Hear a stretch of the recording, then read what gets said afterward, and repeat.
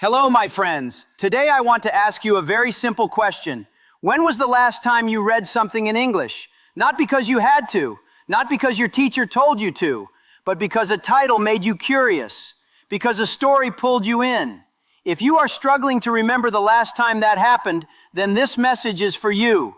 Because today I want to talk to you about something that changed my English more than any classroom ever did. Something so simple that most people overlook it completely. Something you can do anywhere, anytime, with almost no money and no special equipment. Today I want to talk to you about reading, but not reading the way most people think about it. Not sitting with a dictionary open, looking up every single word, translating every sentence, turning something enjoyable into something painful. I want to talk about reading as a living, breathing, powerful tool for transforming your English from the inside out. So stay with me, because what I am going to share with you today will completely change the way you think about books, articles, and every written word in English. Let me start with a story. When I was young, my family did not have much money. We did not have access to expensive English courses. We did not have language schools with native teachers on every corner. But we had something else. We had books, old books, borrowed books, donated books, books passed from hand to hand among people who wanted to learn. And I remember the first time I picked up a book written in English and tried to read it. It was difficult. I did not understand many words. The sentences felt long and complicated. I felt frustrated and small. But something made me keep going. Maybe it was curiosity. Maybe it was stubbornness. Maybe it was the feeling that somewhere inside those pages was a world I wanted to access. So I kept reading. Slowly at first, very slowly, but I kept going. And something remarkable began to happen. Not immediately, not dramatically, but quietly and steadily, like water slowly filling a large container, my English began to change. My vocabulary grew without me trying to memorize it. My understanding of sentence structure improved without me studying grammar rules. My ability to express ideas in English became richer and deeper, all because of reading. All because I kept turning those pages even when it was difficult. Now, I want to explain to you why reading is so powerful for English learning. And I want to explain it in a way that goes deeper than just saying reading is good for you, because you already know that. What I want to show you is the science behind it, the real reason why reading transforms your English in ways that other methods cannot. When you read in English, you are doing something that no other activity does quite the same way. You are spending time inside the language. You are not translating. You are not switching between your native language and English. You are living in English for the duration of your reading. And that immersion, even for just 20 minutes a day, has a profound effect on your brain. Your brain is a pattern recognition machine. It is constantly looking for patterns in everything around it. And when you read regularly in English, your brain starts to recognize patterns. It starts to see how sentences are constructed. It starts to feel which words go together naturally. It starts to understand how ideas flow from one to the next. And all of this happens not because you studied it, but because your brain absorbed it through repeated exposure. This is called implicit learning, and it is one of the most powerful forms of learning there is. Think about how you learned your native language. Nobody sat you down and explained grammar rules to you when you were 2 years old. Nobody gave you vocabulary lists to memorize. You simply heard the language around you over and over in different contexts, in different situations. And your brain absorbed the patterns. It built its own grammar system internally without anyone teaching it explicitly. Reading in English activates the same process. When you read regularly, you are feeding your brain with patterns, structures, vocabulary, and ideas. And your brain takes all of that and builds its own internal understanding of the language. This is why people who read a lot in English often speak and write better than people who spend twice as much time studying grammar textbooks. Because reading gives the brain what it needs to build real language competence. Let me tell you about a young woman named Fatima. Fatima was 20 years old and she had been studying English since she was 8 years old. 12 years of English classes. But her speaking and writing were still weak. She could pass grammar tests. She could identify the correct verb tense in a multiple choice question. But when she had to write a paragraph or have a conversation, her English felt empty. Her sentences were correct but lifeless. She used the same words over and over. She could not express complex ideas. She felt like she was speaking with a very small set of tools when she needed a much larger set. Then one day, a friend gave her a book, a simple novel, not a textbook, not a grammar guide, a story, a real story with characters and emotions and events. Fatima started reading it. In the beginning, it was slow. She did not understand every word, but her friend had given her an important piece of advice. Do not stop to look up every word. Keep reading. Try to understand from context. Try to feel the meaning from the surrounding words. So Fatima kept reading, and something interesting happened. She started to enjoy it. The story pulled her forward. She wanted to know what happened next. And because she wanted to know what happened next, she kept reading even when it was difficult, even when there were words she did not know, even when a sentence confused her. After 2 weeks, she finished the book. It was the first English book she had ever finished, and she felt proud. But more than that, she felt different. Her English felt different. It was hard to explain exactly how, but when she sat down to write an email the next day, the words came more easily. When she tried to explain an idea to a colleague, she found expressions she did not know she had. When she read an article online, she understood more than usual. What had happened? Her brain had been quietly absorbing the language of the book for 2 weeks. All those sentences, all those words, all those ways of expressing ideas, they had gone in through her eyes and settled somewhere deep inside her. And now they were coming back out. Not because she had studied them, but because she had experienced them. This is the magic of reading. Now I want to talk to you about how to read in English in a way that maximizes your learning. Because reading any piece of text in English is good, but reading in the right way with the right materials and the right approach is transformative. So let me give you a practical method that you can start using immediately. The first and most important thing is to choose materials you actually want to read. This sounds obvious, but it is the step that most people get wrong. They choose materials they think they should read. Academic articles because they want to sound educated. Business texts because they think that is what serious learners read. Classic literature because someone told them it would improve their vocabulary. And then they struggle through it joylessly. They force themselves to read things that bore them. And because it is boring, their brain does not engage fully.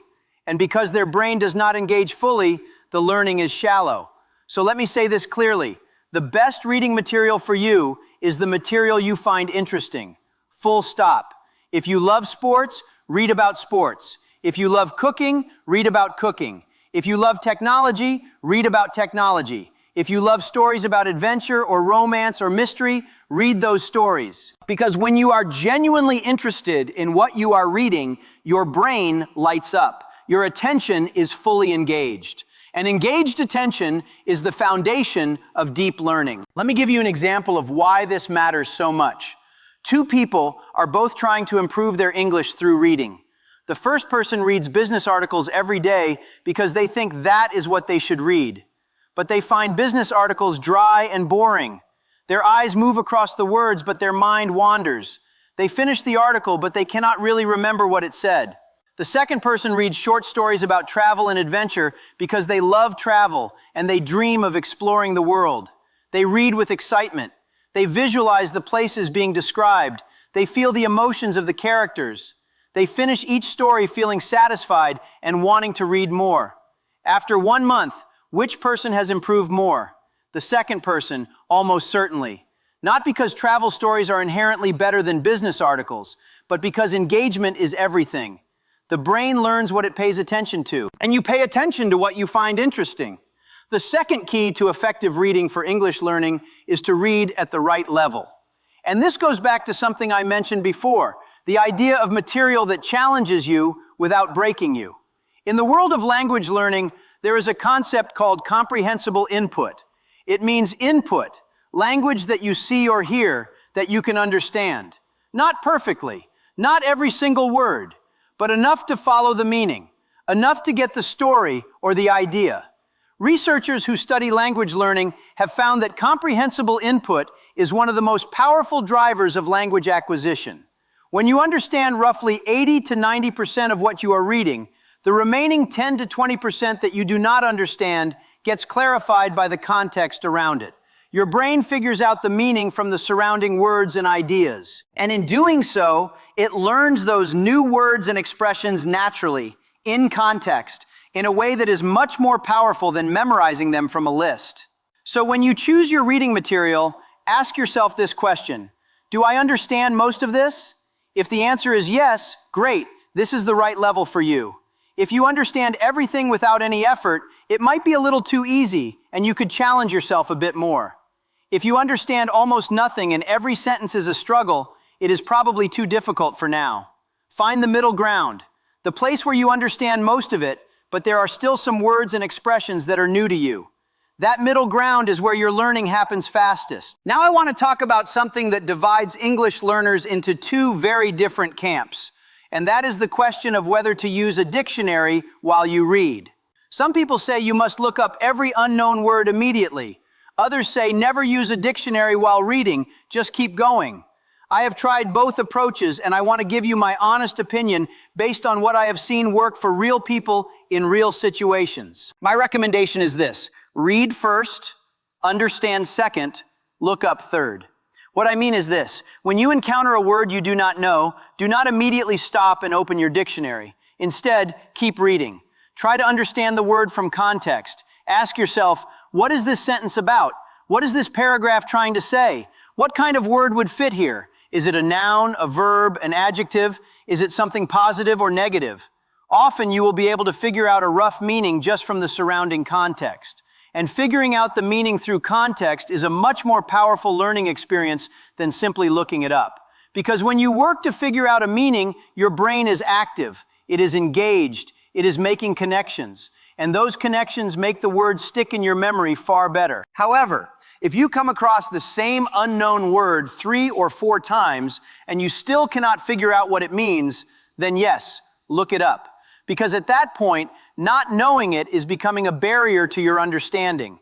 And there is no virtue in struggling needlessly. Look it up, understand it, and continue. But here is what I do not want you to do. I do not want you to stop every few lines to look up words, because that breaks your flow.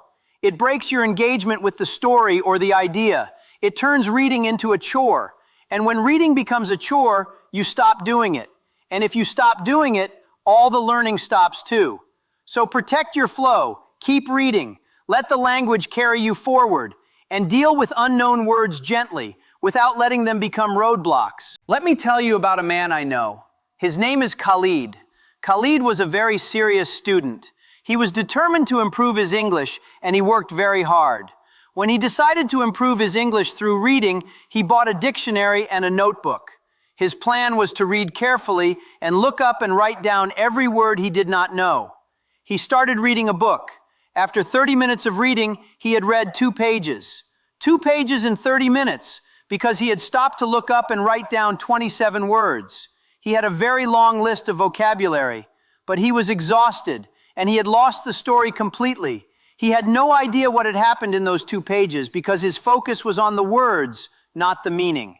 He tried again the next day. Same result. By day 5, he had given up entirely, not because reading was bad for his English, but because his approach had turned reading into something painful and unsustainable. Now compare this to his friend Amir. Amir also decided to improve his English through reading, but Amir had a different approach. He chose a book he had already read in his native language, a story he loved, so he already knew the general plot. He read in English without stopping to look up words. When he did not understand something, he kept going, trusting that the context would help him piece together the meaning. He read for 30 minutes a day, every day. Some days he understood 90%, some days only 70%, but he kept going. He finished the book in 3 weeks, and then he read another one, and another one after that. After 3 months, Khalid had given up reading entirely, but Amir had finished 4 books, and his English, his vocabulary, his feel for the language had improved dramatically. The difference was not intelligence, the difference was approach. And approach is something you can change starting right now. I want to talk now about the different types of reading and how each one serves a different purpose in your English learning journey. Because not all reading is the same, and understanding the different types will help you build a more complete and effective reading practice. The first type is what I call extensive reading. This is reading large amounts of text at a relatively comfortable level without stopping too much. The goal of extensive reading is not to analyze every sentence. The goal is to spend time inside the language, to build fluency, to absorb patterns and vocabulary through volume. Extensive reading is what Amir was doing. He was reading whole books, getting through large amounts of English, building his sense of the language. If you want to improve your overall English feel, your fluency, your natural sense of what sounds right, extensive reading is the most powerful tool available to you. The second type is intensive reading. This is reading smaller amounts of text very carefully, paying close attention to every sentence, analyzing how sentences are built, looking up vocabulary, noting expressions and phrases, thinking about why the writer chose certain words. Intensive reading is slower and more effortful, but it can teach you things that extensive reading misses. It helps you understand grammar and context. It helps you notice subtle differences in vocabulary. It helps you see how skilled writers construct their ideas. A good reading practice combines both types, mostly extensive reading for fluency and exposure, with occasional intensive reading for depth and precision. The third type is reading aloud. This is when you take a piece of text and you read it out loud with your voice. And this might surprise you, but reading aloud is one of the most powerful combined skills practice you can do. Because when you read aloud, you are practicing reading, speaking, and listening all at the same time. Your eyes are processing the written English. Your mouth is producing the spoken English. Your ears are hearing the English. And all three channels are working together. Reading aloud also helps with pronunciation, rhythm, and fluency because you are forced to say the words out loud in real time. You cannot pause and think for too long. You have to keep going. And that pressure, that need to keep moving forward, is excellent training for real conversation. I want to tell you about the fourth type of reading, which I consider one of the most overlooked tools in English learning, and that is rereading. Most people think that once they have read something, they should move on to something new. New material, new vocabulary, new ideas. But rereading something you have already read has remarkable benefits. When you read something for the second time, your comprehension increases dramatically. Things that confused you the first time become clear. Words that you guessed at before now make more sense. The overall structure and meaning of the text becomes much more visible. And because your comprehension is higher, you can pay attention to things you missed the first time. You notice beautiful sentences. You notice how ideas connect. You notice vocabulary that you can use in your own speaking and writing. Rereading is not a sign that you are a slow learner. It is a sign that you are a smart learner because you are getting maximum value from the material you have already invested time in. Now, I want to address something that many English learners worry about. They worry about reading speed. They think that because they read slowly, something is wrong with them. They compare themselves to native speakers who seem to read very quickly, and they feel inadequate. So let me say something very clearly about reading speed. Speed is not the goal. Understanding is the goal. Connection with the material is the goal. Growth is the goal. A slow reader who understands deeply and enjoys what they read will improve their English far more than a fast reader who skims the surface without truly engaging. So please, stop worrying about how fast you read. Read at whatever pace allows you to understand and enjoy the material. That is the right speed for you. And as you read more and more, your speed will naturally increase. Not because you forced it, but because your brain becomes more comfortable with the language and processes it more efficiently. Let me now talk about vocabulary building through reading. Because one of the greatest gifts that regular reading gives you is a growing vocabulary. And the way vocabulary grows through reading is very different from the way it grows through memorizing word lists. When you learn a word from a list, you know the word in isolation. You know its definition, but you might not know how to use it. You might not know what words it goes with naturally. You might not know whether it is formal or informal, spoken or written, positive or negative in feeling. But when you encounter a word in a book, you see it in context. You see how it is used in a real sentence. You see what emotions it carries. You understand its flavor. And that kind of deep word knowledge is far more useful than knowing a definition from a list. Think about the word melancholy. If I give you a definition and say melancholy means a feeling of deep sadness with no clear cause, you have information. But if you read a beautiful paragraph where a character sits alone by a window on a gray afternoon and feels melancholy washing over them like a slow tide, you feel the word. You understand it not just in your mind, but in your heart. And a word you feel will never leave you. A word you merely know from a list will be forgotten by next week. This is why reading builds vocabulary so much more effectively than memorization. It gives you words with meaning, with context, with feeling. I want to give you now a very practical daily reading plan that you can start tonight. Something realistic, something sustainable, something that will build a habit that will serve you for years. Not a big complicated plan with many steps, just a simple, clear, doable routine. For the first 2 weeks, I want you to commit to reading in English for just 15 minutes every day. That is all. 15 minutes. Choose something you find genuinely interesting. Something at a comfortable level where you understand most of it. Get a comfortable position. Put your phone on silent and just read. Do not time yourself obsessively. Do not count the pages. Just read for 15 minutes with your full attention. And at the end of those 15 minutes, close the book or the article and go about your day. That is enough for the beginning.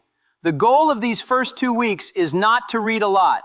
The goal is to build the habit, to make reading in English a normal, expected, comfortable part of your day, like eating breakfast or brushing your teeth. After 2 weeks, when the habit is established, increase to 25 minutes and add one small new practice. After your reading session, take 2 minutes to think about what you read. What happened in the story? What was the main idea of the article? What was the most interesting thing you encountered? You do not need to write it down, although writing it down is excellent practice if you want to go further. Just think about it. Reflect on it briefly. This reflection step is important because it helps your brain consolidate what it absorbed during reading. It transforms passive exposure into active learning. After a month of this practice, something will have changed. You will notice that English text feels slightly easier than it did before. You will recognize more words. You will follow the meaning of sentences more naturally. You will have less of that feeling of fighting against the language. And as that fighting feeling decreases, reading becomes more enjoyable. And as it becomes more enjoyable, you want to do it more. And as you do it more, you improve faster. This is the positive cycle that regular reading creates.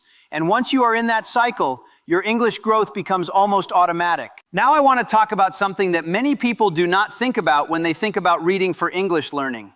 And that is the connection between reading and writing. Because reading and writing are deeply linked in a way that speaking and listening are not quite the same way. When you read extensively in English, you absorb not just vocabulary and grammar, but the architecture of the language, the way ideas are organized, the way one sentence leads to the next, the way a paragraph is built, the way a story moves forward. All of this architecture goes into your brain through reading. And when you then sit down to write in English, that architecture becomes available to you. It shapes your sentences. It guides your expression. It gives your writing a structure and flow that you could never get from studying grammar rules alone. I have seen this in many people. People who read a great deal in English naturally write better than people who study writing rules intensively but do not read. Because writing well is not primarily about knowing the rules. It is about having a deep feel for how the language works. And that feel comes from exposure, from reading, from spending time inside good English writing until it becomes part of how you think. Let me tell you something else about reading that I think is deeply important. Reading builds empathy. Reading builds understanding. Reading shows you worlds and lives and perspectives that you would never encounter in your own daily experience. And in learning a language, this matters enormously. Because language is not just a communication tool. Language is a cultural experience. When you read English, you are not just learning words and grammar. You are entering into the way English-speaking people see the world, the way they organize their ideas, the values they express, the humor they find funny, the things they find beautiful or sad or important. And this cultural understanding makes your English richer. It makes your communication more human. It makes you not just someone who can speak English, but someone who genuinely understands the world that English opens up. I want to talk now about one more aspect of reading that I think is particularly important for those of you who are learning English in a place where you do not hear English spoken around you every day. And that is the fact that reading can give you exposure to excellent English even when you have no native speakers nearby, even when you cannot afford expensive courses, even when your environment is not English at all. Books do not care where you live. Articles do not require you to be in a certain country. A well-written piece of English text is the same quality whether you read it in London or Lagos or Lahore. This is the democratic power of reading. It gives you access to the highest quality English available, wherever you are, at almost no cost. I grew up in a place where opportunities were limited. I did not have access to everything that wealthy people in other places had, but I had books. And those books gave me something that no amount of money could have bought directly. They gave me exposure to ideas, to language, to ways of thinking that stretched my mind beyond the small world I knew. And that exposure changed what I believed was possible for me. And what you believe is possible for you is the most important thing of all, because you will never go further than your imagination allows. Now let me talk about some specific types of materials that I recommend for English learners at different levels, because choosing the right material at the right time is crucial. And I want to give you concrete ideas, not just general principles. If you are at a beginning or lower intermediate level, I recommend starting with graded readers. These are books written specifically for English learners, using controlled vocabulary and grammar. They tell real stories, sometimes simplified versions of famous stories, sometimes original stories, but they use language that is carefully chosen to be accessible at each level. Graded readers are wonderful because they give you the pleasure of reading a complete story without the frustration of encountering too many unknown words. They build your confidence. They build your enjoyment of reading in English, and they build your foundation for moving to more challenging material later. If you are at an intermediate level, I recommend starting to read authentic English materials. Things written for real English-speaking audiences, not simplified for learners. At this level, children's books and young adult novels are excellent choices because they are written in clear, natural English without being dumbed down. They tell compelling stories that any age can enjoy, and they use vocabulary and sentence structures that are accessible without being artificially simple. Some of the most beautiful English ever written appears in books intended for younger readers. Simple, clear, powerful language that tells profound stories. At this level, I also recommend reading short articles on topics you are interested in. News websites, blogs, magazines that cover subjects you love. The internet is an almost infinite source of English reading material on virtually every topic imaginable. Find sources you enjoy and make them part of your daily reading life. If you are at an upper intermediate or advanced level, the world of English literature and nonfiction is completely open to you. Novels, memoirs, biographies, essays, journalism, scientific writing. At this level, the question is not what can you handle, but what do you want to explore? Because exploring the English language at its highest levels, reading the work of writers who have mastered the craft of expression, is one of the greatest pleasures available to someone who has worked hard to reach this level. You have earned it. Enjoy it. I want to end today with something I feel very deeply, something that goes beyond language learning techniques.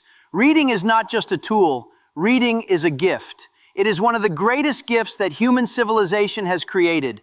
The ability to take the thoughts of a person who lived 1,000 years ago, or on the other side of the planet, or in a world completely different from yours, and to receive those thoughts directly into your mind is extraordinary. And when you learn to read in English, you are not just gaining a language skill, you are gaining access to the thoughts, stories, wisdom, humor, and beauty of an enormous portion of humanity. You are gaining the ability to sit with Shakespeare and Hemingway and Maya Angelou and every scientist, philosopher, storyteller, and dreamer who ever wrote in English. That is not a small thing. That is a remarkable thing. So when you pick up an English book tonight or open an English article on your phone, remember that you are not just doing homework.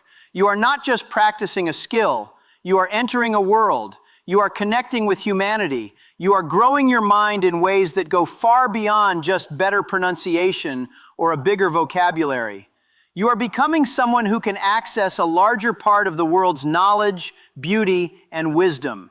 And that is worth every difficult sentence, worth every unknown word, worth every moment of slow, confused, effortful reading. Because on the other side of that effort is a richness that will stay with you for the rest of your life. So here is what I want you to do tonight. Just one thing. Find something to read in English. Anything. A short article on a topic you love, the first chapter of a simple book, a blog post about something that interests you. Find it, sit down, and read. Not to study, not to memorize, not to analyze, just to read, just to experience English, just to spend 15 minutes inside the language. And then tomorrow, do it again, and the day after that, and the day after that. Because that simple daily habit, that quiet 15 minutes with an English text, will over time do more for your English than almost anything else you can do. I have seen it again and again, in my own life and in the lives of people I have known. Reading works, not dramatically, not overnight, but deeply, sustainably, and profoundly. It works. Thank you, my friends, for staying with me today. I hope something in these words has given you not just a technique, but a feeling of excitement about reading. A feeling that books and articles are not obstacles, but doors. And behind those doors is a version of you with richer language, deeper understanding, and a bigger world. That version of you is waiting, and it is just one page away. Start tonight, keep going tomorrow, and I will see you in the next one.